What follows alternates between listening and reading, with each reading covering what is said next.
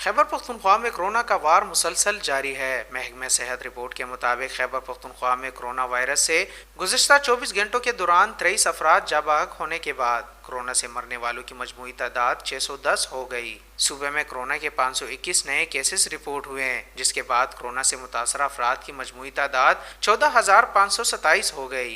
महकमे सेहत के मुताबिक कोरोना वायरस से गुज़िश्ता 24 घंटों के दौरान सूबे में 52 मरीज सेहतियाब होने के बाद कोरोना वायरस से 3631 मुतासरा मरीज सेहतियाब हो चुके हैं। रिपोर्ट के मुताबिक पेशावर में कोरोना वायरस से मुतासरा मरीजों की तादाद 5279 हो गई है, जबकि मजमूई तौर पर कोरोना से 323 अफराद इंतकाल कर चुके हैं। पेशावर में गुज़िश्ता 24 घंटों के दौरान 12 अफराद कोरोना वायरस से जाबाक हुए, जबकि 190 अफराद मुतासिर हुए।